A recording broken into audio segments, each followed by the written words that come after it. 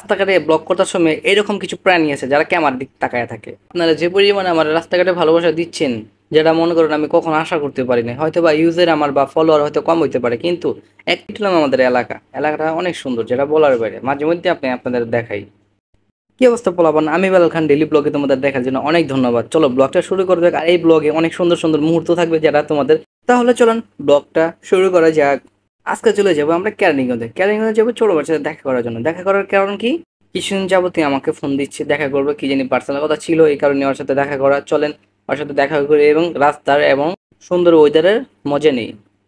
First of all আমাদের যেতে হবে আমাদপুর, কারণ কেরানীগঞ্জে যেতে হলে আমার সবার আগে আমাদপুর যেতে হবে। আমাদপুর থেকে দেন ওই লাইনটার ভিতরে সিএনজিটা বেশি চলে, এই কারণে সিএনজি নিয়ে আমাদের যেতে হবে। এইটা হলাম আমাদের এলাকাটা অনেক সুন্দর, যেটা বলার বাইরে। মাঝে মধ্যে আপনি আপনাদের দেখাই। বিগত 1 মাস ধরে আমি যেহেতু কোনো ব্লগ ছাড়ছি না, এই ব্লগটা পেন্ডিং এ ছিল। এই ছাড়তে ছাড়তে মনে করেন এতদিন হয়ে গেছে। রাস্তাতে চলাফেরা করতে গেলে যখন আপনারা বলেন ব্লগ আছে না কেন, তখনই আমার কাছে খারাপ লাগে, কারণ ব্লগটা নানান ঝামেলার ভিতরে আপলোড দিতে পারি না, আবার এডিটও করতে পারি না। এই জন্যই কোনো রকম সময় বের করে ব্লগটা এডিট করার পর ব্লগটা আপলোড দেওয়া। আর আপনারা যে পরিমাণে আমার রাস্তাঘাটে ভালোবাসা দিচ্ছেন, যেটা মনে করেন আমি কখনো আশা করতে পারিনি। হয়তো বা ইউজার আমার বা ফলোয়ার হয়তো কম হইতে পারে, কিন্তু 1 থেকে 2 জন যখন আমাকে বলে ভাইয়া আপনি ব্লগ করেন না, তখন বিশ্বাস করবে না যে পরিমাণ ভালো লাগে, যেটা বলার বাইরে। যেহেতু আমরা কেরানীগঞ্জ যাবো, এই জন্য সবার আগে আমাদের আমাদপুর আইতে হইছে। এটা ব্রিজটা অবশ্যই আপনারা চিনবেন, এটা আমাদপুরের ঐতিহ্যবাহী ব্রিজ। তো ওখানে কিছু ঘোরাঘুরির পর আমি দেখতেছিলাম কোন সিএনজির ভিতরে উঠা যায়, আর কোথা থেকে সিএনজিটা কেরানীগঞ্জের জন্য ছাড়ে। রাস্তাঘাটে ব্লক করার সময় এরকম কিছু প্রাণী আছে যারা ক্যামেরার দিক তাকায় থাকে, যেটা কখনোই আমি বন্ধ করতে পারবো না। এই জন্যই ব্লক করার সময় অনেক ধৈর্য সহকারে ব্লক করতে হয়, কারণ রাস্তাঘাটে এরকম অনেক জিনিস সেদিক তাকায় থাকে।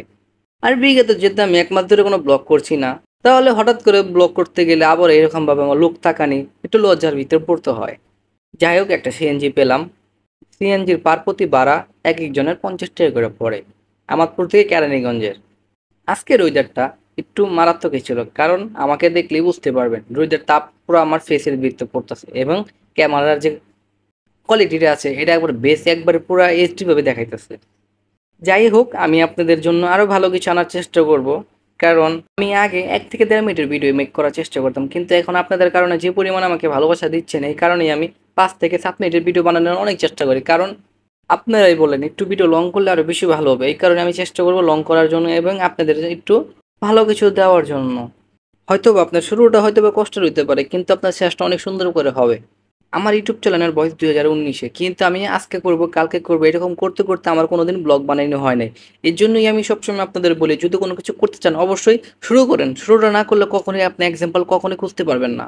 হয়তো বা আপনার আশেপাশের মানুষ অনেক কথা বলবে, কিন্তু তাদের কখনো কান দেবে না। তারা কোনোদিন আপনাদের চায় না কিছু করতে পারেন। যখন সেই জিনিসটা আপনি ভালো করে বেটার করে করবেন, তখনই মানুষ বলবে আমি জানতাম তুই কিছু করবি। এটা মানুষেরই কথা। আজকালকার দিনে কি ভালো কি হচ্ছে না, এটা সবসময় মনে রাখবেন। আমার জার্নিটা মোটেই সহজ ছিল না। আমি যে পরিবেশে থাকি, এরকম পরিবেশে মানুষ এইসব করতে একটু অন্যরকম ভাবে দেখতো। তারপরও এখনো অনেক মানুষ অনেক কথা হয়, তারপরে আমি আমার মতনই ব্লগ করি। আগে যে পার্সন কিনে আমার সাথে ফাইজলামি একমন টিটকারি মারতো, তারা এখন বলে তোর ব্লগ দেখি না কেন, অনেকদিন যাবতই ব্লগ ছাড়স না। তখনই মনে হয় একটা সময় আমার তারাই টিটকারি মারছে আমি কি করতেছি, আর এখন তারাই বলে তোর ব্লগ আসে না কেন। আপনার এটাই সবসময় মনে রাখবেন, আপনার জার্নিটা হয়তো এক হইতে পারে, কিন্তু আপনার জার্নির মাঝখানে আপনার সাথে অনেকজনই যোগ দিবে, যারা ক্ষণস্থায়ী। চিরস্থায়ী মাত্র আপনি একাই, কারণ আপনি যেহেতু কষ্ট বেদনার ভিতরে আপনার এইসবের ভিতরে জার্নি করতে হবে। কারণ সোশ্যাল মিডিয়ার ভিতরে ভাইরাল হওয়াটা অনেক সহজ, কিন্তু টিকে থাকাটা অনেক কষ্ট। এটা হলো আলিপুরের ব্রিজ। এই ব্রিজটা পার হলে আমার গন্তব্যস্থলে আমি পৌঁছে গেলাম। এটা মাত্র শুধু একমাত্র ব্রিজ যেটা কেরানীগঞ্জের সাথে আর আমাদপুরের সাথে জড়িত। এক পাশে কেরানীগঞ্জ, হরজতপুর, আর এক পাশে আমাদপুর এবং সামপুর। যাই হোক, আমি হরজতপুর চলে আসলাম। হরজতপুর চলে আসার পরে এখন দেখতেছি যে আরেকটা অটো ঢুকতে করতে হবে, কারণ তাদের বাসায় যেতে হলে জার্নির পর জার্নি আমার করতেই হবে। এখানে আগের রকম বেয়াল দশা, আবার মানুষ তাকায় রয়েছে আমার দিকে। এখন তো অনেক শরম করতেছে, তারপরেও মাথাটা নিচে করে ব্লক করার চেষ্টা করতেছি।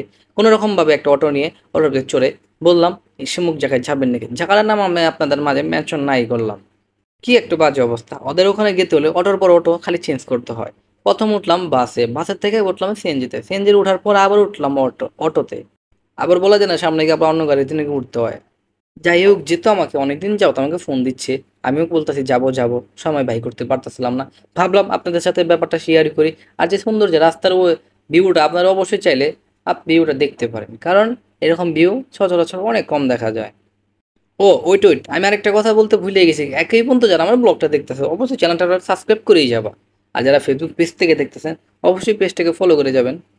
আর ব্লগের ভিত্তিতে কোনো ভুল ত্রুটি হলে তোমাদের যেরকমভাবে আমি ফার্স্টে বা লাস্টেও বলে দেই, ভুল ত্রুটি হলে অবশ্যই কমেন্ট বক্সে জানা যাবে, ভুলটা আমি শুধরানোর চেষ্টা করবো। কারণ আমার প্রত্যেকটা ব্লগে তোমাদের গাইডলাইন নিতে পারি আমি, যিনি এমনভাবে আমাকে আমার ভুলটা ধরায় দাও। ও আরেকটা কথা বলি তোমাদের, ব্লগটা কি মনে হচ্ছে অবশ্যই কমেন্ট জি বক্সে ভাই। জানাবা। এটা হলো আলিপুরের যে আমার ছোট ভাইয়ের বাসা, সেই ছোট ভাই। মূলত ওর সাথে দেখা করার জন্যই আমার আমিনবাজার থেকে হযরতপুর আসা। ইভেন যে তোর সমস্যা ছিল এই কারণে আমার সাথে দেখা করতে পারি না, আমি নিজেই চলে আসলাম ওর এলাকায়।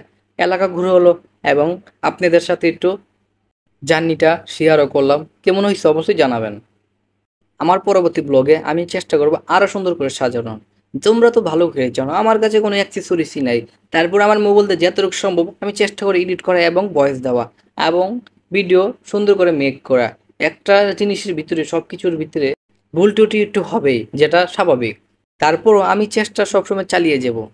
ছোট ভাইটা অনেক ভালো ছিল, কারণ তার যে সমস্যা আমারও একই সমস্যা। অবশ্যই এই কথাটা আমি আপনাদের সাথে কোনো একটা ব্লগে সুন্দর করে বিস্তারিত ভেঙে বলবো।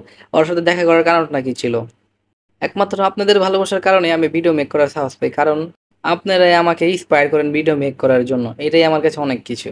আমি আগেও বলছি আপনাদের, আমি হয়তো বা ভিডিও বানাইতে গিয়ে একটু ভুল ত্রুটি হয়, কিন্তু প্লিজ এটা ক্ষমা দৃষ্টিতে আমাকে অবশ্যই দেখবেন। আর ভিডিওটা অনেক লং হয়েছে, আমি চেষ্টা করব আরও ভিডিও একটু শর্ট করার জন্য।